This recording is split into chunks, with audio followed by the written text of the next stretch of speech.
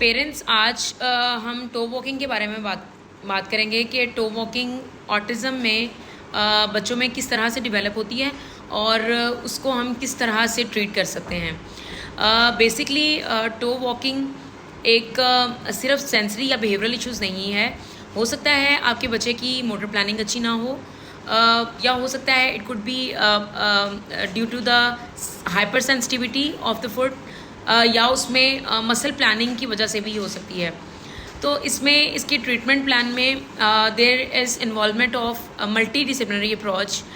जिसमें इसकी अगर हैबिट, एक स्ट्रॉन्ग हैबिट डेवलप हो गई है जिसको हम कहते हैं कि स्ट्रॉन्ग मसल हैबिट, उसमें इन्वॉल्वमेंट है एक बिहेवियरल थेरेपिस्ट की, आई मीन ABA की, और इसकी सेंसिटिविटी के लिए इन्वॉल्वमेंट है ऑक्यूपेशनल थेरेपिस्ट की, और थर्ड इन्वॉल्वमेंट है इसकी गेट ट्रेनिंग के लिए फिजियोथेरेपिस्ट की या ऑक्यूपेशनल थेरेपिस्ट की, जो हेल्प करेंगे इसको इसकी गेट ट्रेनिंग में या उसके टेंडन के स्ट्रेच के लिए। असल में होता क्या है कि जब एक बच्चे ने फॉर एग्जांपल एक दिन उसने टो वॉक की और उसके बाद वो एक स्ट्रॉन्ग हैबिट डेवलप कर लेता है कि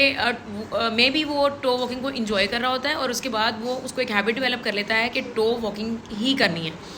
तो इवेंचुअली उसके मसल्स ये प्लान कर लेते हैं कि बच्चे ने टो वॉकिंग ही करनी है और वो हील्स रेस हो जाती हैं। तो in that case there should be some visual और वर्बल क्लूज, लाइक जो ABA थेरेपिस्ट हैं वो उसकी बिहेवियरल इंटरवेंशंस के थ्रू उसकी टो वॉकिंग पे काम करेंगे, लाइक बच्चे को बार बार टोकना कि आप फीट डाउन या पाँव को नीचे लगाओ। सेकंड मैं बात करूँगी हाइपर सेंसिटिविटी के लिए एक OT कैसे उसको हेल्प कर सकता है। बेसिकली ऑक्यूपेशनल थेरेपिस्ट उसको हेल्प करता है कि बाय प्रोवाइडिंग डिफरेंट टेक्सचर्स या उसको वेस्टिबुलर एक्सरसाइजेस प्रोवाइड करके बिफोर वॉक। वेस्टिबुलर एक्सरसाइजेस में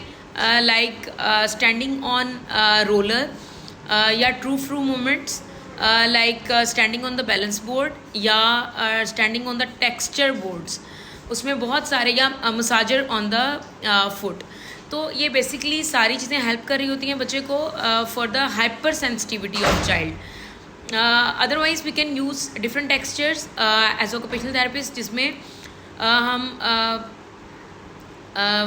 रफ टेक्सचर्स यूज़ कर सकते हैं, सॉफ्ट टेक्सचर्स यूज़ कर सकते हैं, जिसमें हम स्टोन्स यूज़ कर सकते हैं, जिसमें हम बहुत सारे स्पाइक्स यूज़ कर सकते हैं for the hyper sensitivity of child. Third, physiotherapist किस तरह से हेल्प कर सकता है, और बेसिकली ऑक्यूपेशनल थेरेपिस्ट भी स्ट्रेच कर सकते हैं, जिसमें हमने बच्चे का टेंडन एचिलस को स्ट्रेच करना होता है।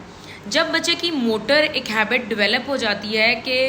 उसका मोटर मसल जो है वो एक प्लान कर लेता है कि बच्चे ने टिप टोज पर ही चलना है, तो इन दैट केस जो आपका एंकल पे टेंडन है, जिसको टेंडन एचिलस बोलते हैं, वो नॉर्मली लेंथन टेंडन है। लेकिन जब आपका बच्चा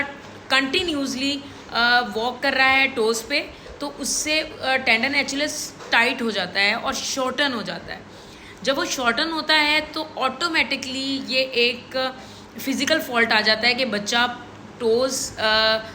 के साथ हील्स डाउन कर ही नहीं सकता, वो टोज पर ही वॉक करेगा। को ओवरकम कर सकते हैं और आपका बच्चा प्रॉपर वॉक पे आ सकता है। और इसको काइंडली इग्नोर ना करें। जिनके बच्चे नहीं भी करते, जिनके बच्चे टोज पे चल रहे होते हैं या वो हील्स रेस कर रहे हैं, तो उनके लिए ज़रूरी है कि वो इन चीज़ों को ऑब्ज़र्व किए बगैर भी बच्चे को वेस्टिबुलर एक्सरसाइजेस करवाते रहें, टेक्सचर्स का एक्सपोजर देते रहें, ताकि आने वाले वक्त में आपको ये दिक्कत का सामना ना करना पड़े। काइंडली आप इसको घर पे, जिन बच्चों के ये प्रॉब्लम राइज हो चुके हुए हैं, वो घर पे भी प्रैक्टिस करें, और जिस तरह से मैं वीडियोस में शो कर रही हूँ आप सेम उसी तरह घर पे प्रैक्टिस करें। Thank you so much.